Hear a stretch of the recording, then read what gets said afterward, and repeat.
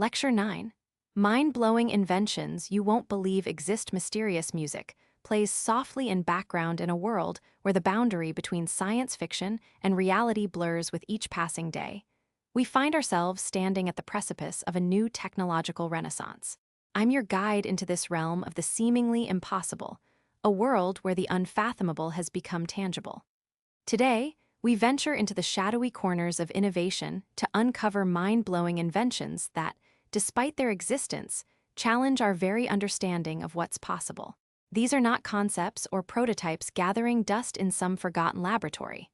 No, these are functional creations, breathing among us, reshaping our world in ways we can scarcely comprehend.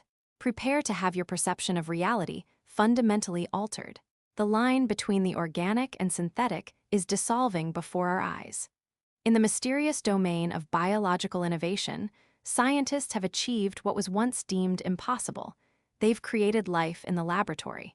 But not just any life. Specialized human organs, cultivated from the invisible architecture of stem cells.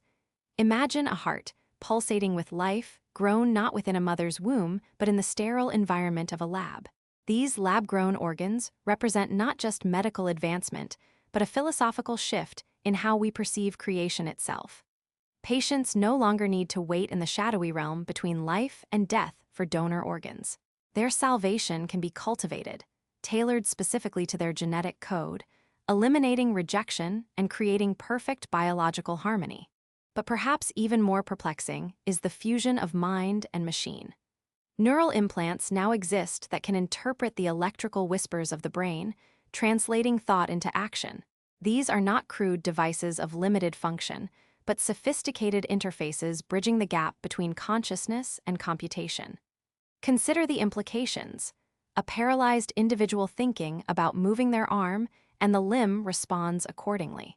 The thought becomes the command, bypassing damaged neural pathways entirely.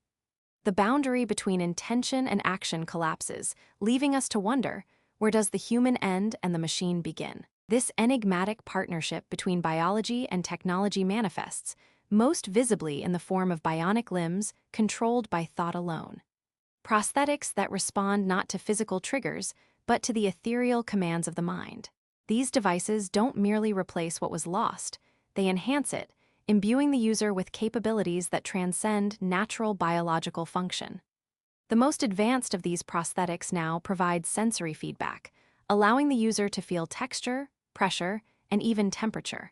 The limb becomes not just a tool, but an extension of self, blurring the boundaries of what constitutes the human form. Perhaps most uncanny of all is the development of artificial blood, synthetic hemoglobin that can carry oxygen throughout the body. This crimson elixir requires no matching, works universally across blood types, and can be stored at room temperature for years. In the shadows of emergency rooms worldwide, this invention stands poised to revolutionize trauma medicine, potentially saving countless lives in situations where traditional blood transfusions remain impossible. Yet one cannot help but wonder about the metaphysical implications of synthetic life essence flowing through human veins. Are we witnessing the first steps toward a post-biological future? Now, let us turn our attention to the arcane world of material science, where conventional understanding of physics seems to unravel before our eyes. Imagine materials that possess consciousness of a sort, not sentience as we understand it, but an awareness of their own integrity and the ability to restore it when damaged. Self-healing materials now exist that can repair cracks and breaks autonomously, like wounds closing on living skin. Concrete that seals its own fractures using embedded bacteria. Polymers that reconnect severed molecular bonds when exposed to light or heat. The implications for infrastructure, aviation, and everyday objects are profound. Materials that maintain themselves, extending lifespans indefinitely. Even more bewildering are metamaterials, substances engineered to have properties not found anywhere in the natural world. These mystifying constructs manipulate light, sound, and electromagnetic waves in ways that defy intuition, bending physics to the will of their creators. The most enigmatic application? Materials that can render objects invisible by bending light around them completely. While perfect invisibility cloaks remain elusive, functional prototypes already exist for specific wavelengths. We stand at the threshold of a world where the visible might become invisible at will. Among these otherworldly materials, perhaps none is as ghostly as aerogel, often called solid smoke for its ethereal appearance. This is the lightest solid known to humanity, a substance that is 99.8% air, yet can support thousands of times its own weight. Aerogel can withstand temperatures exceeding 1,000 degrees Celsius, making it an almost supernatural insulator. A block placed between a flame and a flower will protect the delicate petals from burning. Its translucent blue haze belies its incredible strength, a material that seems to exist between states of matter, defying categorization. And then there's graphene, a substance so thin it's considered two-dimensional, yet stronger than diamond and more conductive than copper. A single layer of carbon atoms arranged in a hexagonal lattice, it conducts electricity better than any material at room temperature. The implications ripple through every industry. Unbreakable touchscreens, supercapacitors that charge in seconds, water filtration systems that can purify contaminated sources with minimal energy. Graphene doesn't just improve existing technologies. It renders them obsolete, opening doorways to innovations previously consigned to the realm of imagination. In the mysterious domain where energy and environment intersect, we find inventions that seem to defy the fundamental laws of thermodynamics.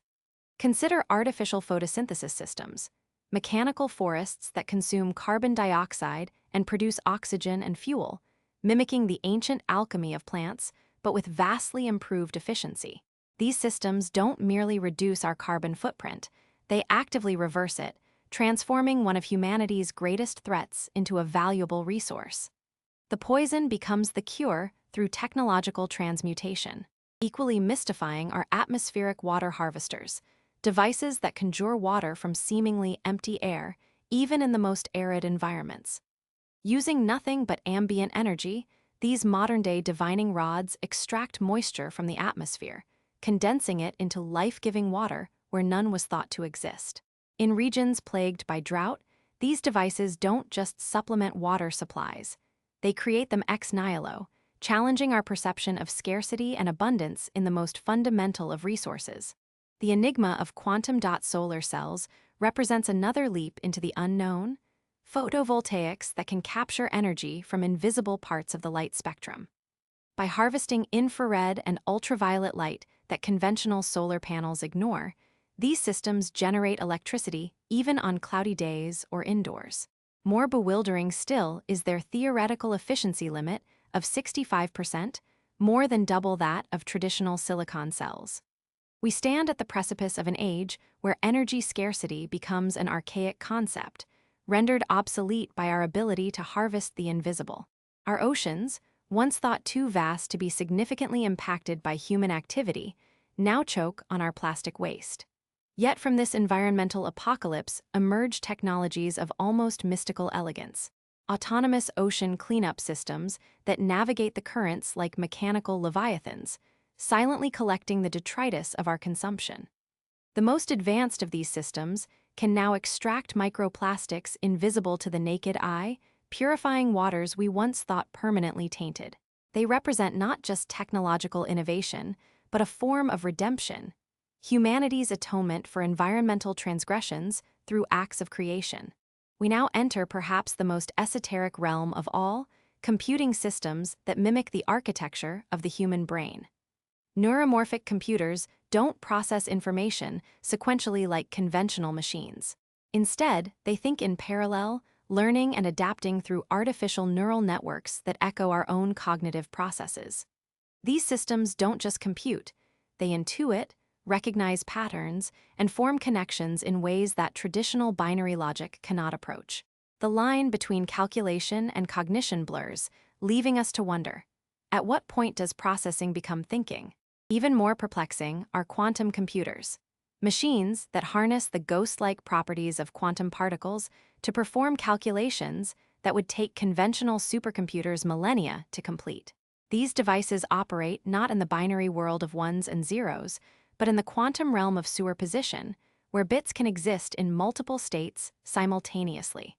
The implications transcend mere processing power. Quantum computers don't just solve problems faster. They solve problems that were previously unsolvable, potentially unraveling mysteries in materials science, medicine, and cosmology that have remained impenetrable to human inquiry. As we conclude our journey through this labyrinth of innovation, we must ask ourselves, what does it mean to live in an age where the impossible has become commonplace? When the fantastical creations of yesterday's science fiction manifest in today's laboratories. These inventions do more than solve problems. They fundamentally alter our relationship with reality itself. They expand the boundaries of the possible, forcing us to reconsider what it means to be human in a world increasingly shaped by our own creations. The philosopher Arthur C. Clarke once observed that any sufficiently advanced technology is indistinguishable from magic. Perhaps this is the most profound implication of these mind-bending inventions, that we have become the magicians of our own reality, wielding powers our ancestors would have attributed to gods or demons. As we stand at this technological crossroads, we must ask not just what we can create, but what we should create. For in this new world of limitless possibility, it is not capability but wisdom that will determine our fate. Thank you for venturing with me into these shadowy frontiers of human invention. Until next time, keep questioning the impossible. It may be more possible than you think.